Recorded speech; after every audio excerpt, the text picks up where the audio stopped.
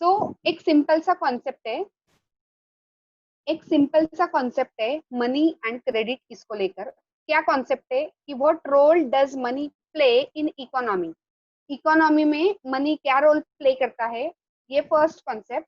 And credit, credit means what, कि loan की जो एक्टिविटीज है, दैट इज मतलब अगर किसी पर्सन को लोन लग रहा है तो वो लोन मतलब कौन से सोर्सेस से उठाया गया है, फॉर्मल सोर्सेस, इनफॉर्मल सोर्सेस, और वो लोन उसके लिए पॉजिटिव मतलब रोल प्ले कर रहा है या निगेटिव रोल प्ले कर रहा है, उसका इंडेप्टेडनेस बढ़ रहा है उससे या फिर उसको प्रॉस्पेरिटी हो रही है, ये देख के ये पता लगाया जाता है। सो मनी एंड क्रेडिट, ये जो दो एक्टिविटीज है, this two activities are very much important in economics. Economics में ये दोनों एक्टिविटीज जो है ये बहुत ज्यादा इंपॉर्टेंट मानी जाती है। ठीक है, अभी यूज ऑफ मनी जो है, तो मतलब use of money everyday life में हम देखते हैं सिंस मॉर्निंग से तो नाइट तक। आप मतलब सोच के, ठीक है, ट्रांजैक्शन है जो पैसे के रूप में होती है, ऐसी ट्रांजैक्शन को आप मतलब रिवाइज करो, थोड़ा सा मन में रिकॉल करो, ट्राई टू रिकॉल कि एक सिंगल डे में आप कितनी बार पैसे खर्चा करते हो, ठीक है, कितनी बार आपको ट्रांजैक्शन के लिए मनी लगते हैं। सो राइट फ्रॉम बिगिनिंग, दूध से लेकर स्टार्ट करो तो वेजिटेबल से, उसके बाद मतलब और कुछ इंपॉर्टेंट चीजें, स्टेशनरी है, बुक से, अपार्ट फ्रॉम दैट मतलब और कोई चीजें हैं, तो इससे लेकर आपको मतलब मनी जो है, तो at every step of transaction you require money, ठीक है। सो तो एक्चुअल ट्रांसफर ऑफ मनी कोई केसेस में नहीं है, जैसे दूध वाला है, एवरी मतलब every first date of a month वो उसमें उसका हिसाब होता है 1 से 5 के बीच में। तो मतलब जैसे we promise to pay him later, जैसे इलेक्ट्रिसिटी बिल जो है, तो इलेक्ट्रिसिटी बिल भी मतलब कैसा होता है कि eight the time of paying electricity bill हम लोग क्या करते हैं कि इलेक्ट्रिसिटी बिल भी मतलब मंथली आता है। तो मतलब we are utilizing electricity right now but we are trying to pay that person later, हम उसको बाद में पे करने वाले होते हैं। And that is what the importance of money in a single day, ठीक है। अभी एक कॉन्सेप्ट पढ़ेंगे, जब मनी मतलब इसमें नहीं था, currency, money as a currency, जब वो मतलब एक्सचेंज में नहीं था उस वक्त क्या था। At that time there was barter system, उस वक्त बार्टर सिस्टम थी। अब ये बार्टर सिस्टम क्या है, इसके लिए मैं आपके साथ एक फोटो शेयर करती हूँ। So by that photo we will try to know कि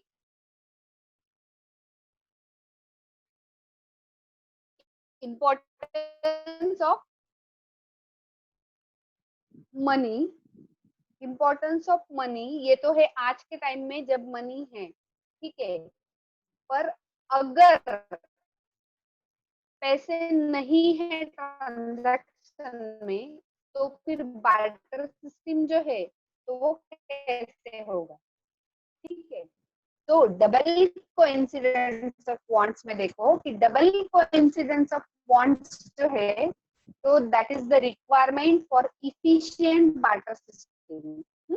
कोई भी अगर बार्टर सिस्टम को, आपके सिस्टम को सक्सेसफुली मतलब आगे बढ़ाना है, तो इसमें double coincidence of, what is double coincidence of wants, थोड़ा ध्यान देना इस पर, कि एक पर्सन को एक चीज के बदले में, उसके गुड्स या सर्विसेज के बदले में जो चीज चाहिए वो दूसरे पर्सन के पास अवेलेबल होनी चाहिए। What is that example, book का एग्जाम्पल अपन रेफर करेंगे यहाँ पर, कि एक जो मतलब फार्मर है, व्हीट प्रोड्यूस कर रहा है वो, तो उसको व्हीट के बदले में शूज चाहिए, तो उसको ऐसा इंसान ढूंढना पड़ेगा जिसको शूज के बदले में व्हीट चाहिए। तो डबल कोइंसिडेंस ऑफ वांट्स मतलब क्या, जो मुझे देना है वो सामने वाले को वही चीज चाहिए है, और सामने वाले को जो देना है मुझे वही चीज चाहिए। So both the parties will agree to exchange their goods, commodities, services, whatever it may be.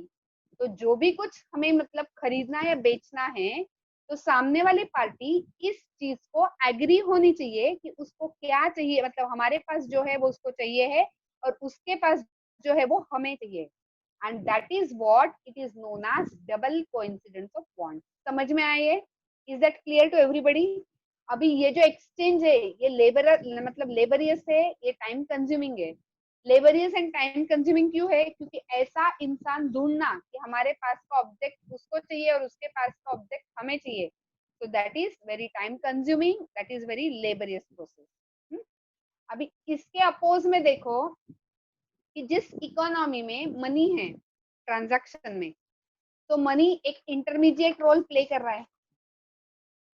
क्या जो व्हीट ग्रोइंग फार्मर है वो क्या करेगा, अपने व्हीट बेच देगा मार्केट में, उससे पैसे ले लेगा और उसी पैसे से वो शूज खरीद लेगा।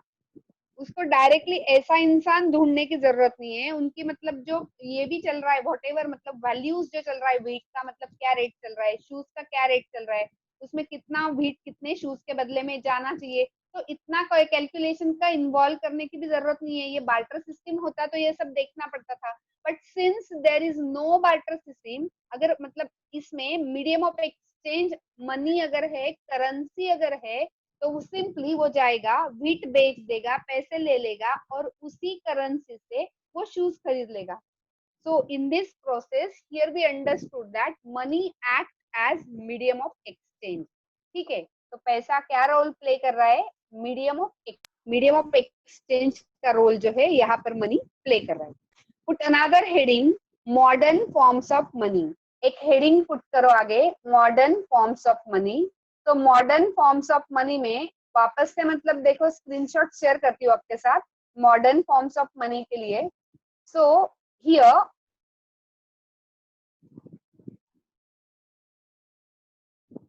बार्टर सिस्टम के ये कुछ पॉइंट्स लिख लो कि डबल कोइंसिडेंस ऑफ वांट्स पर ये डिपेंड है।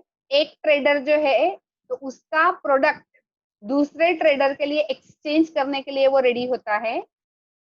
अगर एक हंटर है, उसको जो उसके हाइड से वो फार्मर के कॉर्न को से लेकर एक्सचेंज करना है, तो ये हो गया कोइंसिडेंस। ठीक है, पर अगर फार्मर जो है तो उसको मतलब ये कॉर्न हंटर के हाइड्स लेकर मतलब एक्सचेंज करना है, ये हो गया डबल कोइंसिडेंस। मतलब इसको जो चाहिए वो इस मतलब इसको जो चाहिए वो इसके पास है, हंटर के पास है, और हंटर को जो चाहिए वो फार्मर के पास है, तो दैट इज डबल कोइंसिडेंस। तो मतलब ऐसे ये जो म्यूचुअली बेनिफिशियल ट्रेडर्स जो है, तो ऐसा हो सकता है इसमें कि मतलब म्यूचुअल बेनिफिट्स अगर है आपस में, ये स्पेशलाइजेशन जो है वो लिमिटेड है 2 या 3 गुड्स के लिए, और म्यूचुअली बेनिफिशियल ट्रेडर्स जो है तो उनके लिए वो इजी है।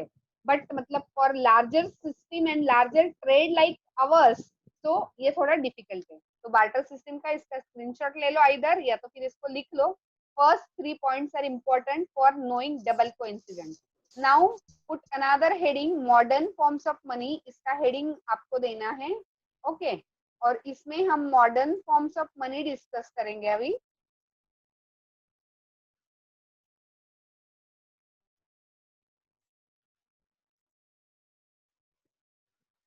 सो ये जो मॉडर्न फॉर्म्स ऑफ मनी है, इसमें देखो मॉडर्न फॉर्म्स ऑफ मनी क्या है। पॉइंट 1 पढ़ो, currency, paper notes, coins, these are modern forms of money. ये मॉडर्न फॉर्म्स ऑफ मनी ये है करेंसी,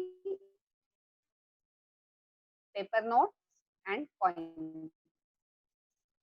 ठीक है, सो अभी करेंसी या पेपर नोट से that is not made up of precious things, precious things से ये बनी हुई नहीं है। ठीक है, so and are not of daily use, और डेली यूज की मतलब जैसे इसमें प्रेशियस थिंग्स हो तो इसको तोड़कर इसके पैसे हो सकते हैं, बट इनको हम मनी एज अ मनी उसको हम एक्सेप्ट करते हैं because government authorize it as currency, क्योंकि गवर्नमेंट ने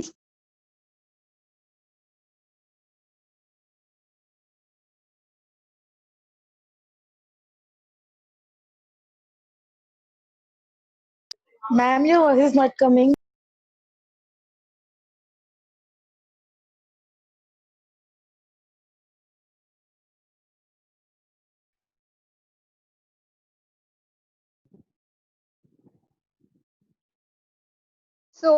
ये जो मॉडर्न फॉर्म ऑफ मनी है, तो इसमें मतलब gold, silver, copper coins previously use होते थे। ओके, बट ना मतलब अभी जो करेंसी नोट से या जो पेपर नोट से तो वो इसमें यूज हो रहे हैं और इसको हम यूज कर रहे हैं, इसका रीजन मैम क्या है कि मतलब you will see and means there is problem regarding presenting papers. Okay, so is that clear now? Now you don't have voice problem. You will listen very clearly now. So currency notes. So currency notes stands for paper notes, coins. These are modern forms of money. Okay, and we accept it because our government authorizes. तो second modern forms of money जो है वो bank deposit है, अगला वाला, ठीक है। First वाला मॉडर्न फॉर्म्स ऑफ मनी में क्या आया कि currency and paper notes. So currency stands for paper notes and coins. Currency मतलब क्या है कि पेपर नोट्स है और कॉइन्स है। सेकंड पॉइंट में देखो कि बैंक डिपॉजिट्स जो है, तो बैंक डिपॉजिट्स ये भी मतलब मॉडर्न फॉर्म ऑफ मनी में इंक्लूडेड है। तो इसमें लोग क्या करते हैं कि people they use to open a bank account and make demand deposit. और डिमांड डिपॉजिट क्यों बोलते हैं इसको, क्योंकि जब आपको चाहिए उस वक्त बैंक वो रुपए आपको विड्रॉ करने की परमिशन देती है। सो अगर बैंक का वर्किंग डे है तो आप चेक से विड्रॉ कर सकते हैं, विड्रॉल स्लिप से विड्रॉ कर सकते हैं। और अगर वर्किंग डे नहीं है तो ऐसे में एटीएम जो है तो एटीएम से विड्रॉ कर सकते हैं। तो इन दैट वे मतलब इसको demand deposit, eight that time you can withdraw money, so that it is also known as demand deposit. So modern forms of money को लेकर अगर क्वेश्चन आता है तो सबसे पहला मॉडर्न फॉर्म है करेंसी, सेकंड है बैंक डिपॉजिट एंड थर्ड है चेक। चेक जो है, चेक भी मतलब मीडियम ऑफ एक्सचेंज इसको बोलते हैं, ठीक है। Cheque is also known as medium of exchange, क्योंकि बैंक अकाउंट जिसका है तो वहां पर एक चेक बुक मिलता है। What is a cheque? Cheque एक पेपर होता है कि वो मतलब वो बैंक को इंस्ट्रक्ट करता है कि जिस इंसान के नाम से ये चेक इशू किया गया है उसको उतने रुपी मतलब वो बैंक ने पे करने हैं, आइदर अकाउंट में पे करने हैं या फिर मतलब उस इंसान को अगर बाय कैश चाहिए तो बैंक उसे कैश भी प्रोवाइड कर सकती है। So rupee here is accepted as medium of exchange. अभी रूपी को हम लोग मीडियम ऑफ एक्सचेंज क्यों मानते हैं? चेक तक का क्लियर हुआ। Now why rupee is accepted as medium of exchange? Rupee को मीडियम ऑफ एक्सचेंज हम क्यों एक्सेप्ट करते हैं, इसका रीजन बताती हूँ। Rupee is accepted as medium of exchange because law ने इसको लीगलाइज किया है। ये फर्स्ट थिंग, गवर्नमेंट ने इसको ऑथराइज किया है कि मतलब इस रूपी में पेमेंट किया जाएगा या रूपी में जो ट्रांजैक्शन होंगे तो इसको कोई डिनाई नहीं कर सकता। लॉ ने इसको लीगलाइज किया है कि मोड ऑफ मतलब जो मीडियम ऑफ पेमेंट है तो ये रूपी में मतलब कोई रिफ्यूज नहीं कर सकता, हमें इसको यूज करना है। और इसको मतलब ऑन बिहाफ ऑफ गवर्नमेंट की ओर से रिजर्व बैंक ऑफ इंडिया जो है तो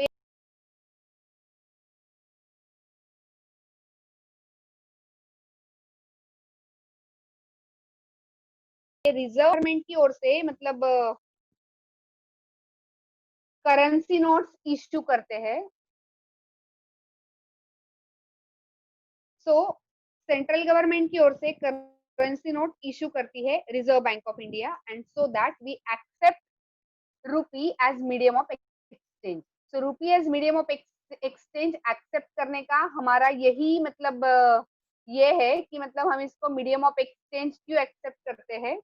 सी पॉइंट्स आई हैव रिटर्न, ये पॉइंट्स क्योंकि गवर्नमेंट ने इसको सैंक्शन किया है, ठीक है, कि रुपी जो है ये करेंसी है इंडिया की, only reserve Bank of India इसको इशू करती है और कोई भी इंसान लीगली रुपी में किया हुआ पेमेंट जो है तो इसको रिफ्यूज नहीं कर सकता, ठीक है। तो इसके लिए इसको लेकर भी क्वेश्चन आता है। 4-5 पॉइंट आपको इसको बनाने हैं, यहाँ पर मैंने सिर्फ 2 दिए हैं, इसमें जो नेक्स्ट पॉइंट है वो आपको जोड़ने हैं, ठीक है।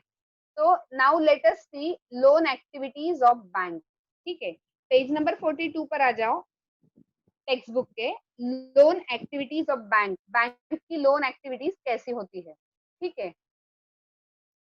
So in loan activities of bank में देखो कि मतलब जो पैसे हमारे बैंक में डिपॉजिट किए हुए हैं, ठीक है, सो ये पैसे का बैंक क्या करती है। सो लोग क्या करते हैं कि उनके पास एक एक्स्ट्रा कैश है, तो वो बैंक में डिपॉजिट करते हैं by opening a bank account in their name. जैसे मेरे पास अगर एक्स्ट्रा कैश है, so what I will do, घर में रखने से अच्छा बैंक में पैसे सेफ होते हैं, I will open a bank account open करूंगी मेरे नाम से, and I will deposit that extra cash in bank.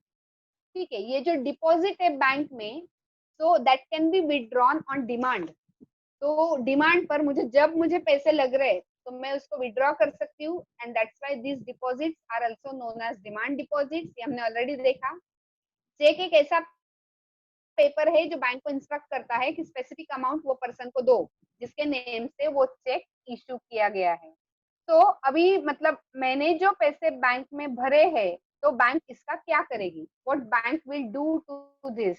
तो बैंक इसको मतलब एक इंटरेस्टिंग मैकेनिज्म यहाँ काम करता है। बैंक में एक इंटरेस्टिंग मैकेनिज्म जो है वो चलता है, ठीक है। सो वो इंटरेस्टिंग मैकेनिज्म हम देखते हैं।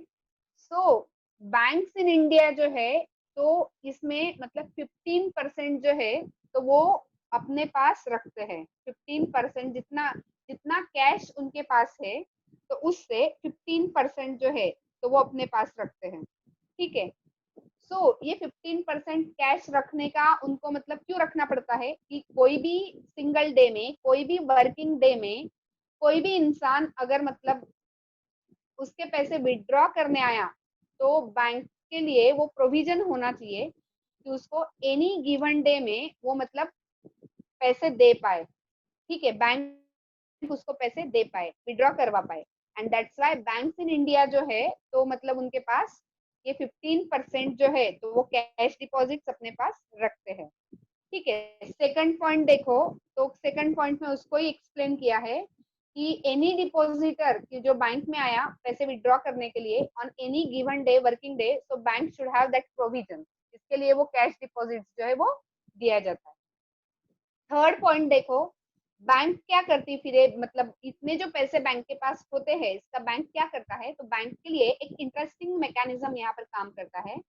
बैंक मेजर पोर्शन जो है डिपॉजिट्स का that is given to extend loans, bank इसमें लोन्स देती है। Bank use this major portion, ये जो मेजर पोर्शन है इसका दैट इज 15% अपने पास रखा है, 85% जो कैश डिपॉजिट है तो that is use to extend loans, bank loan देती है।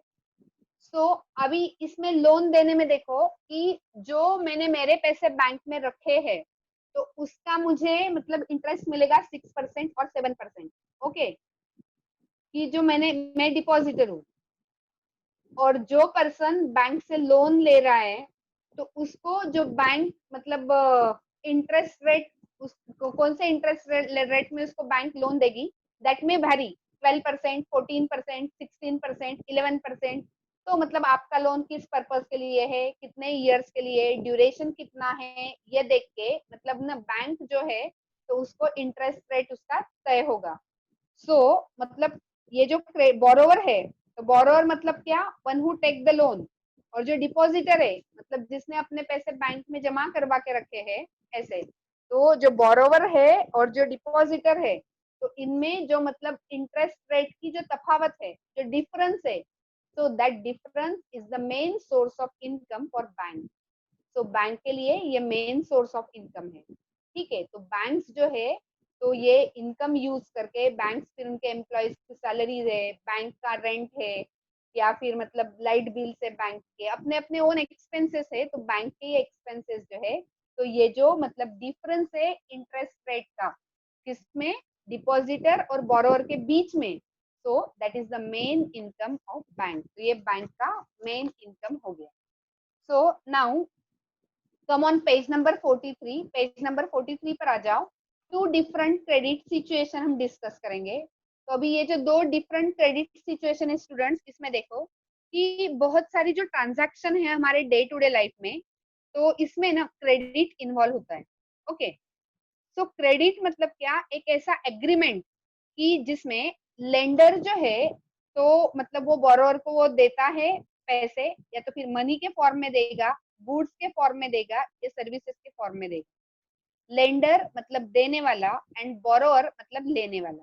ठीक है, तो वो बोरोअर जो है तो वो लेंडर से मतलब ये लेगा either in form of money, in form of goods, in form of services. So ये जो क्रेडिट के एग्जांपल्स दिए हैं देखो, एक सलीम है, Salim is a shoe maker, shoes बनाने का काम है उसका। सो उसको मतलब फेस्टिव सीजन में 3000 पेयर ऑफ शूज बनाने का ऑर्डर मिला। एक कोई बड़ा मैन्युफैक्चरर है, तो वो बड़े मैन्युफैक्चरर ने उसको 3000 पेयर ऑफ शूज जो है तो बनाने का ऑर्डर दिया। अभी ये ऑर्डर कंप्लीट करने के लिए जो सलीम है उसने मतलब दो जगह से लोन लिया। पहला जो मतलब लेदर सप्लायर है उसको बोला कि आज वो उसको लेदर दे देगा। 1 मंथ का टाइम ड्यूरेशन उसको गिवन था, he was given time duration for 1 month कि 1 मंथ में उसको 3000 पेयर ऑफ शूज का ऑर्डर कंप्लीट करना है। सो 3000 पेयर ऑफ शूज के लिए उसने फिर वो दो सोर्सेज से लोन उठाया। फर्स्ट जो ट्रेडर है, ट्रेडर मतलब कौन, वो लेदर सप्लायर। तो लेदर सप्लायर जो है तो लेदर सप्लायर को बोला उसने कि मतलब वो उसको अभी मतलब लेदर दे दे, और वो उसको बाद में मतलब जैसे उसकी ऑर्डर कंप्लीट होती है और उसके पैसे मतलब आ जाएंगे पूरे, वो ट्रेडर मैन्युफैक्चरर से जिसको बेच रहा है, तो उसके बाद वो मतलब वो कमिट कर देगा। ठीक है, तो उसके बाद जो है, उसके बाद ये मतलब ये प्रॉमिस किया कि मतलब बाद में वो उसको पे कर देगा। और सेकंड, उसने वो जो ट्रेडर है जिसने उसको ऑर्डर दिया था 3000 पेयर ऑफ शूज, तो उससे 1000 पेयर ऑफ शूज का एडवांस मांगा। ठीक है, 1000 पेयर ऑफ शूज जो है तो 1000 पेयर ऑफ शूज का उसने एडवांस मांगा, ताकि उसको कोई एक्स्ट्रा मतलब वर्कर्स लगेंगे कटिंग पेस्टिंग वर्क के लिए, स्टिचिंग वर्क के लिए। तो ये जो वर्कर्स है तो उनको भी उनको वेजेस, उसको वेजेस देने पड़ेंगे। एंड बाय दैट वे फिर उसने 1 मंथ टाइम में वो जो ऑर्डर है वो कंप्लीट किया, and after completion of order he make good profit, अच्छा प्रॉफिट उसको हुआ।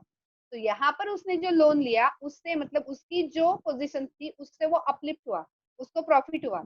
इसके लिए सलीम के केस में जो लोन है, जो क्रेडिट है, तो क्रेडिट तो उसको मतलब उसकी जो कंडीशन थी उससे वो अपलिफ्ट हुआ, वो पॉजिटिव रोल प्ले कर रहा है। तो इसके लिए क्रेडिट सलीम के केस में पॉजिटिव रोल प्ले कर रहा है।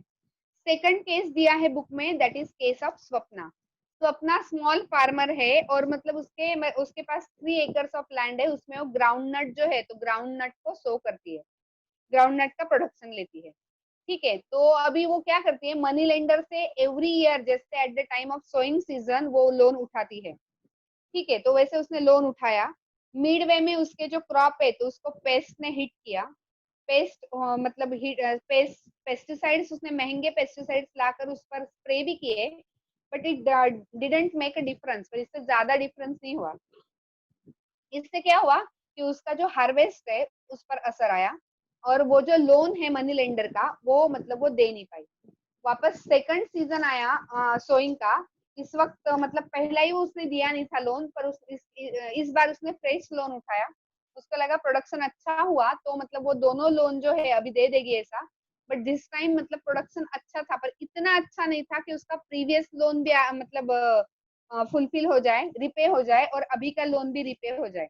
तो प्रीवियस लोन या अभी का लोन दोनों रिपे हो, इतना मतलब उनका ये नहीं था। और इस वजह से क्या हुआ कि स्वप्ना जो है तो उसको मतलब उसका पार्ट ऑफ लैंड थोड़ा सेल करना पड़ा, और उसके बाद वो जो उसका मतलब लोन था, उसका जो क्रेडिट था वो रिपे हुआ।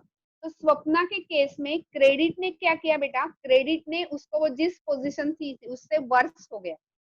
जैसे सलीम के केस में उसकी कंडीशन अपलिफ्ट हुई, तो स्वप्ना के केस में उसकी कंडीशन डिग्रेड हुई। तो यहाँ पर स्वप्ना के केस में लोन जो है तो वो लोन निगेटिव रोल प्ले कर रहा है। ठीक है, सो रूरल एरिया में ये मेन डिमांड होती है at the time of sowing season, crop production की।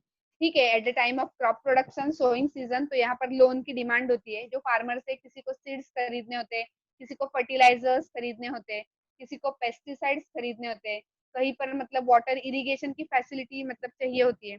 सो ये 4 मंथ के टाइम में वो रिपे कर देते हैं जब हार्वेस्ट आ जाता है। तो क्रॉप लोन जो है तो ये क्रॉप लोन उनको लगते हैं, पर रीपेमेंट जो है वो टोटली डिपेंड करता है कि उनका हार्वेस्ट कैसा आया। अगर हार्वेस्ट खराब रहा तो इनके लिए, ये फार्मर्स के लिए रीपेमेंट जो है वो मुश्किल हो जाता है। अगर हार्वेस्ट अच्छा रहा तो वो रीपेमेंट करके अच्छा प्रॉफिट वो ले लेते हैं। तो स्वप्ना के केस में क्रेडिट जो है तो वो बोरोवर को पुश कर रहा है, तो मतलब ऐसे सिचुएशन में जहां पर रिकवरी पॉसिबल नहीं है, और सलीम के केस में उसको मतलब बेटर कंडीशन में वो पहुंचा रहा है। तो इसके लिए लोन जो है तो वो किस रीजन के लिए ले रहे हो आप, कैसे मतलब लोन आपकी कंडीशन को इम्प्रूव कर रहा है या फिर उसको मतलब आपकी कंडीशन को डिग्रेड कर रहा है, तो ये डिपेंड करता है आप किस वजह के मतलब किस मतलब वजह क्या है लोन लेने की, ठीक है, उसमें रिस्क कितनी इन्वॉल्व है एटसेट्रा।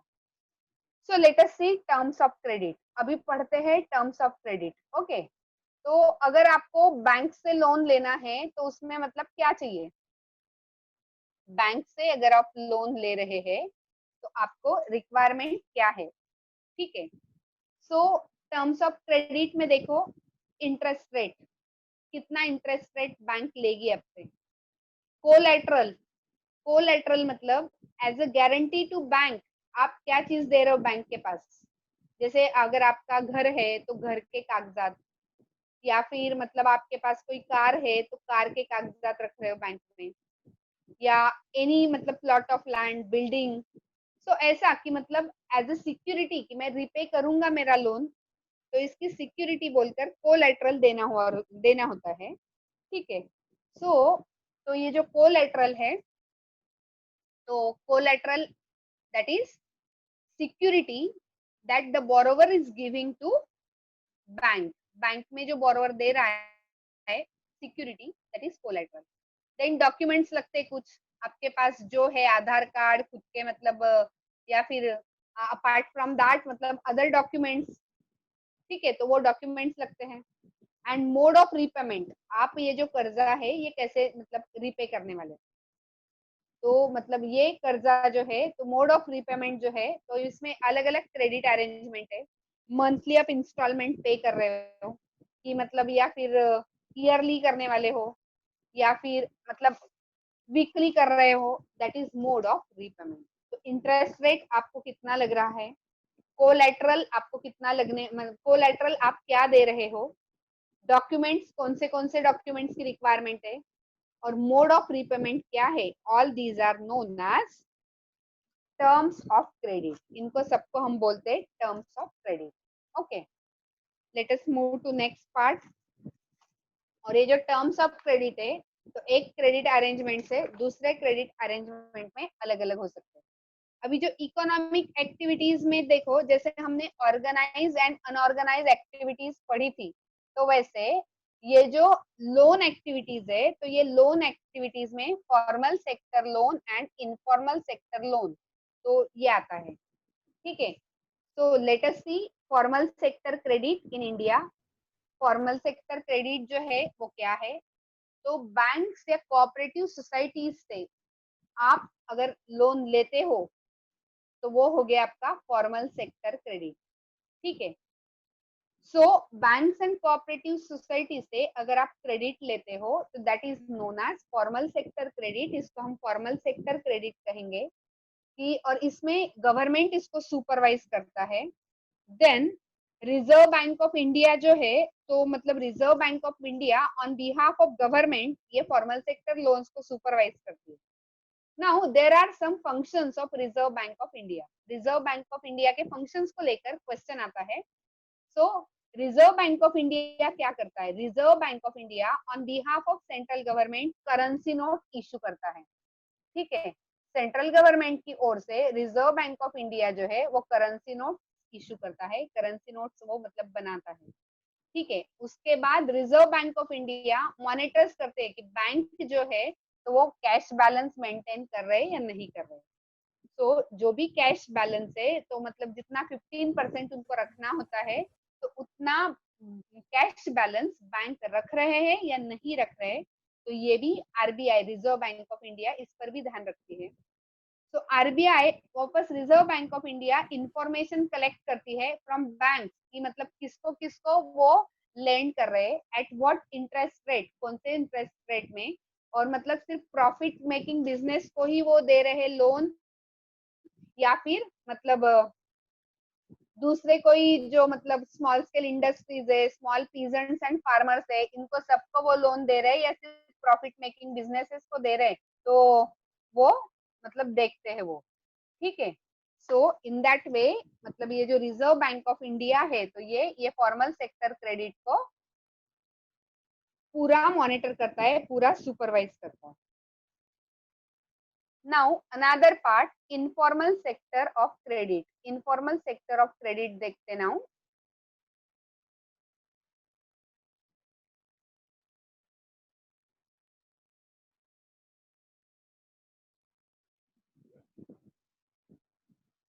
अभी इनफॉर्मल सेक्टर ऑफ लोन देखो बेटा, इनफॉर्मल सेक्टर ऑफ लोन जो है, इनफॉर्मल लेंडर्स जो है, तो ये कौन है? इनफॉर्मल सेक्टर क्रेडिट में कौन कौन इन्वॉल्व है? Traders, employers, relatives, friends, money lenders. So that is informal lenders, मतलब मनी लेंडर्स, साहूकार। तो इनसे लिया हुआ जो लोन है that is known as informal sector loan. इसको हम बोलेंगे इनफॉर्मल सेक्टर लोन।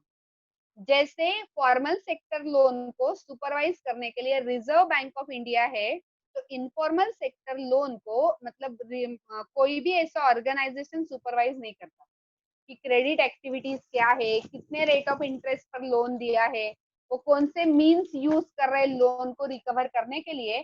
तो no such organization is there to supervise informal sector loans, ठीक है। उसके बाद सेकंड देखो, they can lend at whatever interest rate they choose, मतलब जो इंटरेस्ट रेट उनको पसंद आएगा, 20%, 24%, 30%, what ever it may be. Bank का ईयरली होता है, इनका मंथली भी होता है, 5%, 10% पर मंथ ऐसा। सो बाय दैट वे मतलब कोई भी इंटरेस्ट रेट, उनकी मर्जी का इंटरेस्ट रेट वो लगा सकते हैं, उसको कोई सुपरवाइजर नहीं है, वो अपनी मनमानी चलाते हैं। और थर्ड कि मतलब ये अपना लोन वसूल करने के लिए कोई अगर अनफेयर प्रैक्टिसेस करते हैं, तो उनको स्टॉप करने के लिए कोई भी नहीं है। If they are using unfair means to get their money back, so in that way there is no one to prevent them from doing such a unfair activities. unfair activities को रोकने वाला वहां पर कोई भी ऑर्गेनाइजेशन नहीं है, कोई भी टाइप का वहां पर मीन्स नहीं है। एंड सो दैट मतलब ये जो इनफॉर्मल सेक्टर लोन जो है, तो ये बहुत ज्यादा एक्सपेंसिव लोन है कि जो लेने वाले को मतलब बेटर ऑफ सिचुएशन से वर्स ऑफ सिचुएशन में ढकेल देते हैं। तो इसके लिए इनफॉर्मल सेक्टर लोन्स जो है, तो इनफॉर्मल सेक्टर लोन्स जो वो महंगे लोन्स होते हैं, and in that way we have seen informal sector loans and formal sector loans. Now it is doubt problem. अगर आपको मतलब कोई डाउट है तो आप इमीडिएटली मुझे पूछ सकते हैं, ठीक है। सो